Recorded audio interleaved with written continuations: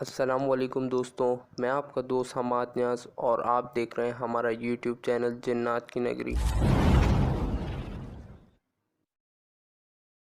मैं कराची में रहती हूँ और हमारा डबल स्टोरी घर है और नीचे के पोर्शन में मेरे भाई और भाभी रहते हैं और ऊपर के पोर्शन में हम रहते हैं। तो ये जो वाक़या है ये मैं आपको जो बताने जा रही हूँ, ये वाक़या मेरे भाई के साथ पेश आया। मेरे भाई एक होटल में जॉब करते हैं और अक्सर उनकी नाइट शिफ्ट होती है। अक्सर वो रात को 2 से 3 बजे घर आते हैं और ये रोज़ का मामूल है।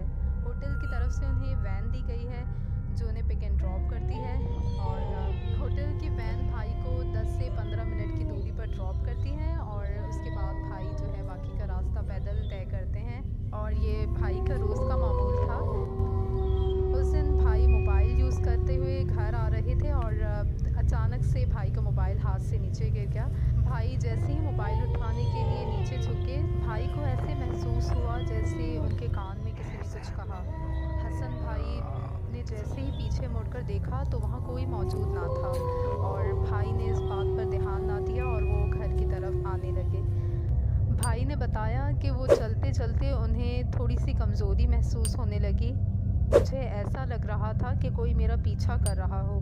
किसी के कदमों की आवाज़ आने लगी और भाई सीधा चलते रहे और भाई ने पीछे मुड़कर नहीं देखा और कदमों की आवाज़ तेज़ हो गई और भाई को किसी औरत का साया नज़र आया और भाई ने बहुत हिम्मत करके पीछे मुड़कर देखा तो वहाँ एक बूढ़ी औरत मौजूद थी।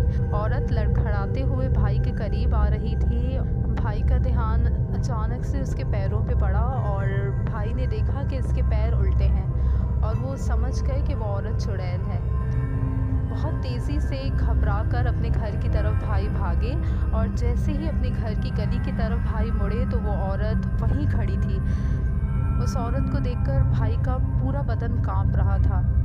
उस औरत ने भाई से पूछा, मेरा बेटा कहाँ है?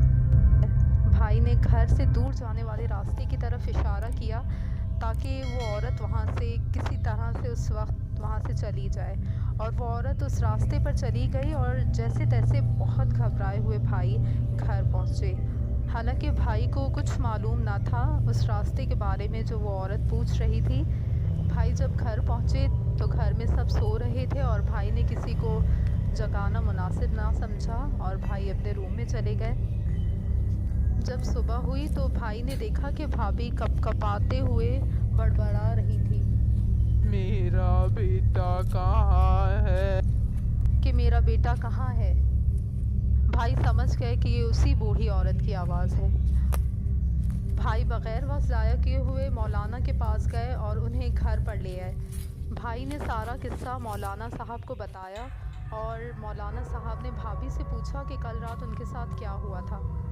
भाभी रात को किचन से पानी लेने गई तो किचन की खिड़की से एक बूढ़ी औरत उन्हें देख रही थी। औरत अजीब सी आवाज़ें निकाल रही थी और भाभी से कहने लगी कि मेरा बेटा कहाँ है?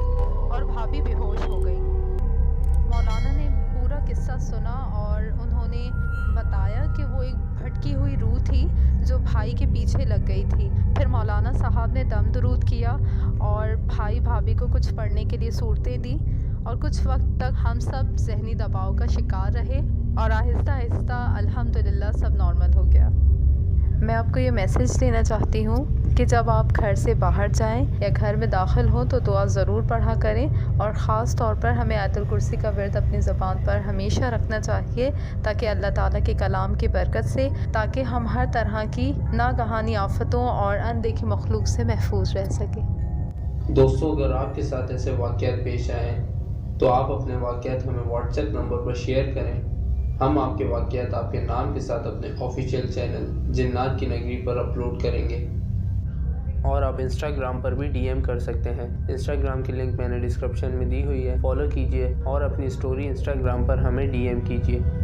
दोस्तों, अगर आप मुझे इंस्टाग्राम पर फॉलो करना चाहते हैं तो इंस्टाग्राम की लिंक मैंने डिस्क्रिप्शन में दे दी है और अगर ये वीडियो आपको अच्छी लगी तो आप इसे लाइक ज़रूर कर दें और अगर आप चैनल पर नए हैं तो हमारे चैनल को सब्सक्राइब करना मत भूलिएगा और बेल आइकन को ज़रूर प्रेस कर दें ताकि हर न्यू आने वाली वीडियो का नोटिफिकेशन आपको सबसे पहले मिल जाए। Thank you for watching this video. अल्लाह हाफिज़।